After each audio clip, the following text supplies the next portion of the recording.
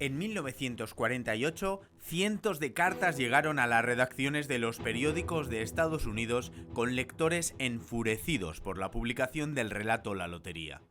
Había nacido una autora tan sobrenatural como sus mansiones encantadas.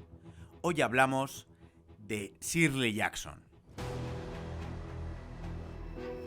Para conocer mejor a la reina del terror cotidiano y a la maestra renovadora del género gótico, vamos a viajar a su ciudad, San Francisco, 100 años atrás de la publicación de su famoso relato. Es 24 de enero de 1848. En un pequeño aserradero con licencia del gobierno de México, propiedad del suizo John Sutter, entre los ríos Sacramento y los americanos, un trabajador llamado James Marshall llega con algo entre las manos. Recogí 4 piedras y se las llevé a Scott, que estaba trabajando en la rueda hidráulica, y grité: ¡Lo he encontrado! ¿El qué?, preguntó Scott, y contesté con una sola palabra: ¡oro! Pese a que Sutter exige guardar el secreto, el rumor de que sus trabajadores están canjeando bebida por pepitas de oro corre como la pólvora.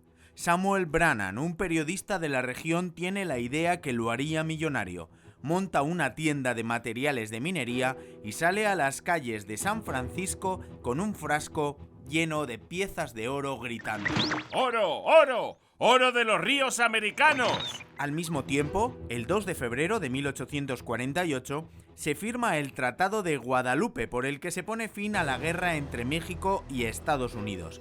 A cambio de tan solo $15 millones, México entrega todos los estados del sur, incluida California, con los terrenos del viejo Sutter y sus $2.000 millones enterrados, o lo que es lo mismo, 340 toneladas de este bendito metal que fue el balance de la conocida como fiebre del oro. Bendito y maldito, pues bien sea el oro de Buenaventura, el dorado de los conquistadores o la tumba de Tutankamón, este preciado metal parece arrastrar a sus descubridores a una recurrente maldición, y el oro de Sutter no fue una excepción. El primero en encontrarlo, James Marshall, moriría arruinado a los pocos años, y John Sutter perdió todo su patrimonio en la transferencia de México a Estados Unidos. Los que verdaderamente se enriquecieron fueron otros como Samuel Brannan, Colton, Stanford, Rockefeller, Pulitzer o Levi Strauss. Ellos amasaron sus fortunas con el oro extraído del río de los americanos y elevaron inmensas mansiones en la ciudad de San Francisco en North Hill, todas ellas construidas con todo lujo por un mismo arquitecto, Samuel Jackson Bagby, el abuelo de Shirley Jackson, y todas ellas convertidas en ostentosa ruina para completar la maldición en el terrible terremoto de San Francisco de 1906.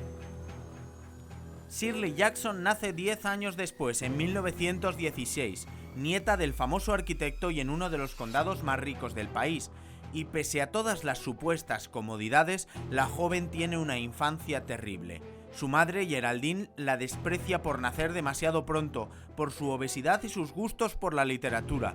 La cambia repetidamente de centro, no tiene amistades, no habla con nadie, sus profesores no la toleran. Su primera publicación en la Universidad de Siracusa es Janice, el sobrecogedor relato de una joven que quiere suicidarse. Nunca obtuvo el amor de su madre.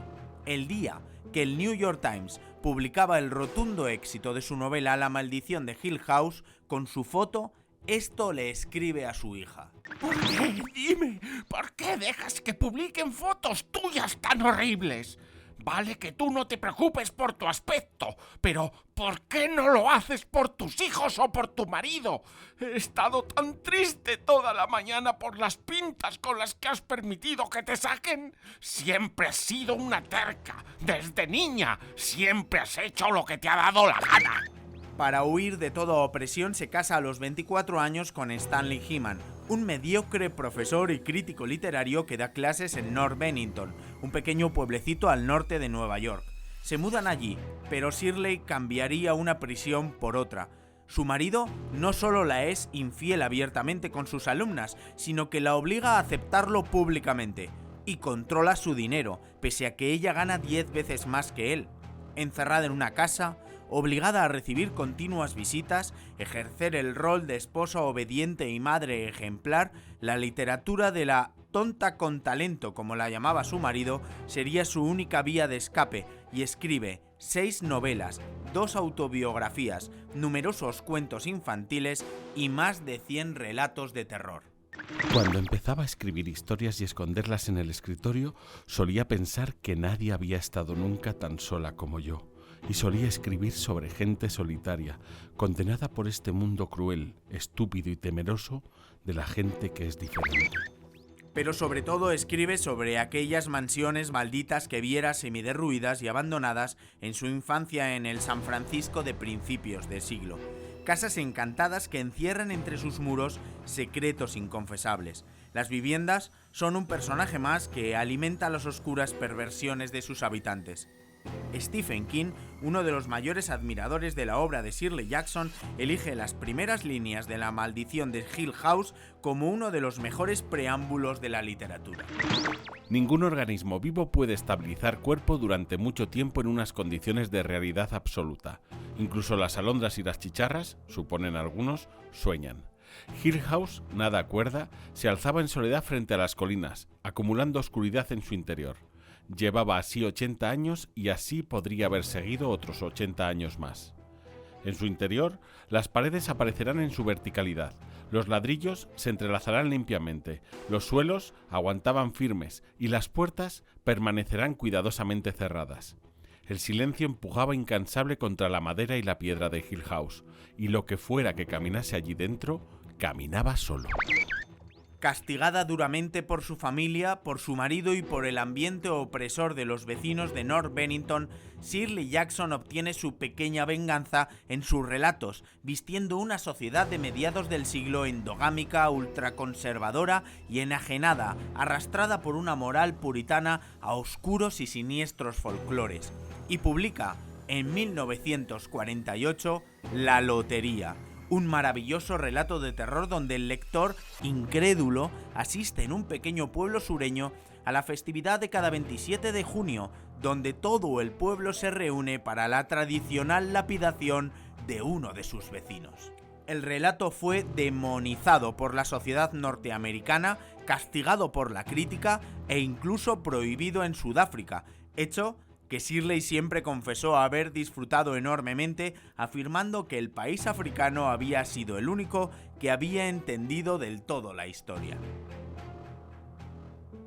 Para liberarse escribe incansablemente, pero también fuma, bebe y toma antidepresivos, un peligroso cóctel que acrecentaría el deterioro de su estado de salud con una dieta a base de barbitúricos recetados por el propio médico para tratar la obesidad. Su última novela, Siempre hemos vivido en el castillo, publicada en 1862, tiene más anotaciones en sus márgenes del estricto régimen autoimpuesto que de la genial historia de las hermanas Blackwood. Su corazón finalmente no lo resistirá y muere de un infarto mientras duerme un 8 de agosto de 1965 a la edad de tan solo 48 años, privándonos de su genialidad indiscutible. Aunque nos queda el consuelo a los amantes del terror poder disfrutar de obras de arte como La lotería, uno de los relatos cortos más famosos e influyentes de toda la historia y adaptado también al cine en 1969 por Larry Just.